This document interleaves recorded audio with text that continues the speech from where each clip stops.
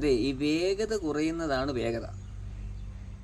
ഒന്നുകൂടെ പറയട്ടെ, വേഗത കുറയുന്നതാണ് വേഗത എന്ന് പറഞ്ഞാൽ മനസ്സിലായി. അങ്ങനെ ഒരു തിയറി ഉണ്ട് കേട്ടോ മാർഷൽ ആർട്ടിൽ. എനിക്ക് ഒരുപാട് ഇഷ്ടമുള്ള തിയറിയാണ്. വേഗത കുറയുന്നതാണ് വേഗത എന്ന് വെച്ച് കഴിഞ്ഞാൽ, നമ്മളൊരു കാര്യം ചെയ്യുമ്പോൾ കൂടുതൽ വേഗത്തിൽ വരണമെങ്കിൽ ഈ ഒരു ട്രിക്ക് നിങ്ങൾക്ക് വളരെ ഉപകാരപ്പെടുമെന്ന് സംശയം വേണ്ട കേട്ടോ. എന്താണെന്ന് വെച്ചാൽ, വേഗത കുറയുമ്പോൾ നമുക്ക് കാര്യങ്ങൾ വ്യക്തമായി കാണാൻ പറ്റും, അല്ലേ? വ്യക്തമായി കാണാനും വ്യക്തമായി ചെയ്യാനും പറ്റും. അപ്പോൾ ഈ ഒരു ടെക്നിക്കിനെ മാർഷൽ ആർട്ടിൽ ഉപയോഗിക്കാറുണ്ട്. അതെങ്ങനെയാണെന്നാണ് ഇന്ന് വരെ ഒരു ചാനലും പുറത്ത് വിട്ടിട്ടില്ലാത്തൊരു കാര്യമായിരിക്കും ഇത്. വേഗത കുറയുന്നതാണ് വേഗത.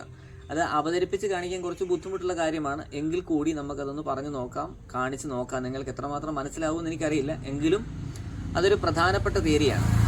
എന്താണെന്ന് വെച്ചാൽ, ഇപ്പം നമ്മളിപ്പോൾ രണ്ട് കണ്ണുകൾ കൊണ്ട് നോക്കുമ്പോൾ നമ്മൾക്ക് എന്താ ചെയ്യാം? വ്യക്തമായി കാണാൻ പറ്റും. പക്ഷേ നമ്മുടെ തോക്കിൻ കുഴലിലൂടെ നോക്കുമ്പോൾ എന്തായിരിക്കും അവസ്ഥ?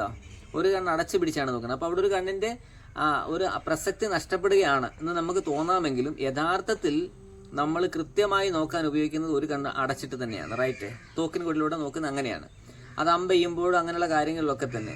അത് എന്തുകൊണ്ടാണെന്ന് ചോദിച്ചു കഴിഞ്ഞാൽ, ഇപ്പം നമുക്കറിയാം, നമ്മുടെ ഈ കണ്ണ് അടച്ചു പിടിച്ചാൽ ഇവിടെ വരെ നമുക്ക് കാണാൻ പറ്റും, ഈ ഭാഗം കാണാൻ കഴിയില്ല. ഇവിടെ അടച്ചു പിടിച്ചു കഴിഞ്ഞാൽ ഈ ഭാഗം കാണാൻ കഴിയും. അതായത് ഇവിടം വരെയുള്ള ഏരിയയും ഇങ്ങനെ കാണാൻ പറ്റും. അതായത് രണ്ട് കണ്ണുകളുടെയും കാഴ്ച ഏകദേശം ഒന്ന് ഇങ്ങനെയും ഒന്ന് ഇങ്ങനെയുമാണ്. അപ്പോൾ ഒരു ഭാഗം എന്ന് പറഞ്ഞാൽ അടച്ചു പിടിച്ചാൽ ഒരു കൃത്യമായ ഒരു പകുതി ഭാഗം അല്ല കാണുന്നത്, മുക്കാൽ പങ്ക് ചേർന്നിട്ടാണ് ഇപ്പുറത്തെ ഭാഗത്തേക്ക് വരുന്നത്. തിരിച്ച് അതും അങ്ങനെ തന്നെയാണ് വരുന്നത്. ഇത് മനസ്സിലായല്ലോ?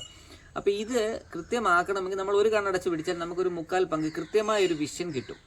വ്യക്തമായി പിടികിട്ടിയോ? കൃത്യമായൊരു വിഷൻ നമുക്ക് കിട്ടും എന്ന് പറഞ്ഞ അതേ ടെക്നിക്കാണ് നമ്മൾ സ്പീഡ് കുറഞ്ഞ് ചെയ്യുന്ന കാര്യത്തിൽ നമുക്ക് സ്പീഡ് ഉണ്ടാക്കുക. എന്ന് വെച്ച് കഴിഞ്ഞാൽ, പഠിക്കുന്ന കാര്യങ്ങൾ എത്രയും സ്ലോയിലാക്കി പഠിക്കുക. ഇപ്പോൾ ഉദാഹരണം ഞാൻ പറഞ്ഞുതരാം.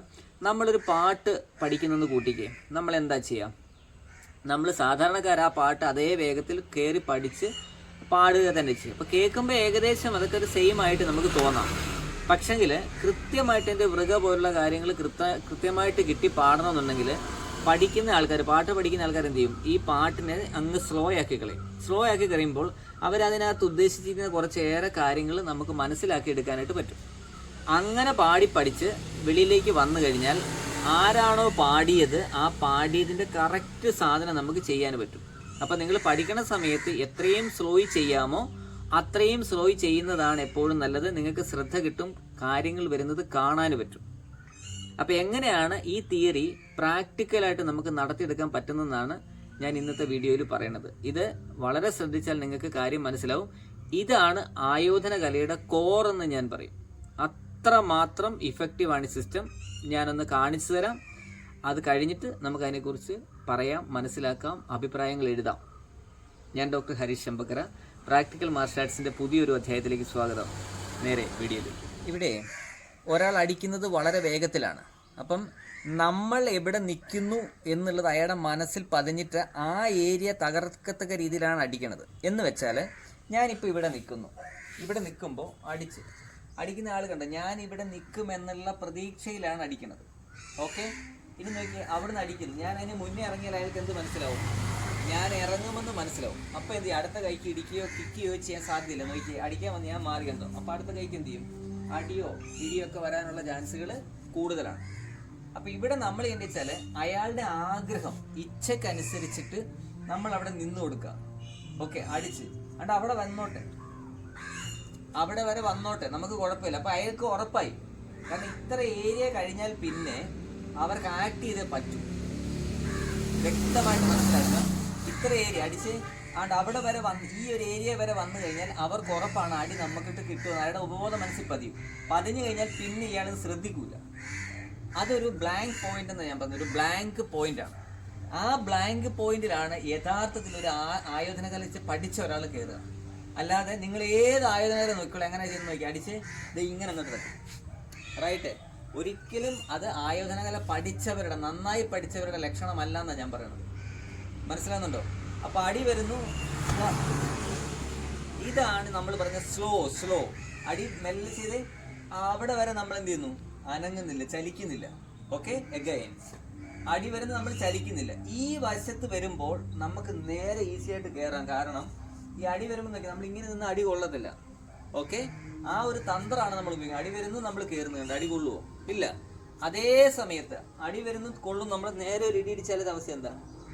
അപകടമാവൂലേ? അപ്പൊ ഫസ്റ്റ് വൺ നമ്മൾക്ക് സ്ലോ ഡൗൺ ചെയ്യുക, അതായത് വരട്ടെ, കാണട്ടെ. കണ്ടോ? നമ്പർ 1. നമ്പർ 2, കണ്ടു, കയറി. അവിടെ നമ്മൾ എന്ത് ചെയ്യരുത്?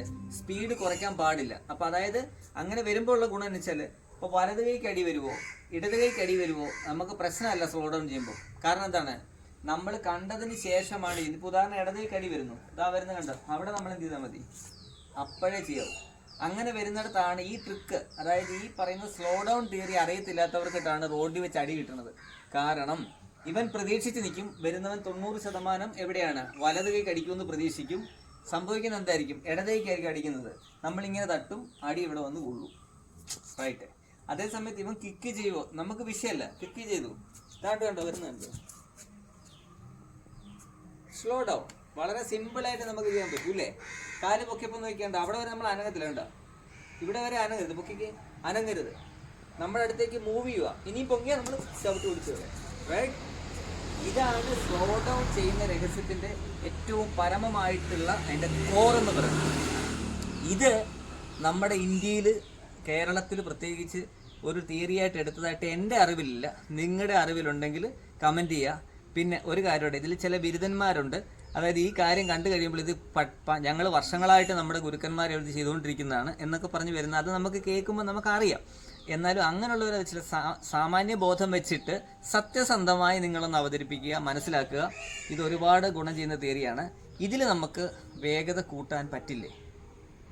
ഇതൊന്ന് മനസ്സിൽ വെച്ചോ. അടുത്ത വീഡിയോയിൽ കാണാം. നന്ദി, നമസ്കാരം. Thank you so much.